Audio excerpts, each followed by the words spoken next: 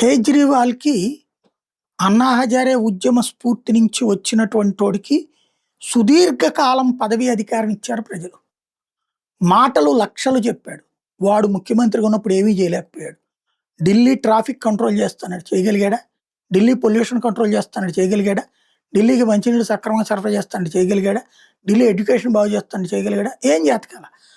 కానీ రాజకీయంగా అసమర్థపు ముఖ్యమంత్రి కాస్త నాటకాలతో సాగింది. 5 ఏళ్ళు, 10 ఏళ్ళు, 13 ఏళ్ళు అట్లా సాగిపోయింది. మొన్న ప్రజలు చేత్కరించారు. సొంత నియోజకవర్గంలో ఓడిపోయాడు కేజ్రీవాల్. దాంతో విలవిల్లాడుతున్నాడు. వాస్తవంగా ఈయన ఇప్పుడు కొత్త పల్లవి అందుకుంది ఏంటంటే, అమిత్ షా, ఫడ్నవీసు కలిసి ఇదే అమిత్ షా, షిండే కలిసిపోయి మోడీ, ఫడ్నవీసులను దెబ్బ కొడతారు. ఇది ఈయన గారు. ఎందుకయ్యా అంటే మహారాష్ట్రలో షిండేని పొగిడాడు కాబట్టి ఎవరు మన అమిత్ షా షిండేని ఎంకరేజ్ చేసి ఫడ్నవీస్‌ని తక్కువ చేసి తద్వారా భవిష్యత్తులో తను ప్రధానమంత్రి కావడానికి అమిత్ షా మోడీ తర్వాత ప్రధాని తను కావాలనుకుంటున్నాడు.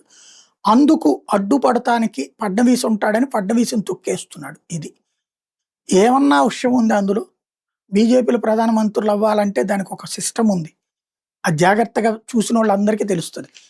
మొదట వాజ్పేయి తర్వాత అద్వానీ పేరు, అద్వానీ తర్వాత మోడీ పేరు రావడం వెనకాల ఎంత కసరత్తు జరిగిందని. కానీ ఇట్లాంటి కథలల్లేసి ప్రస్తుతానికి బతికేస్తున్నాడు ఆయన.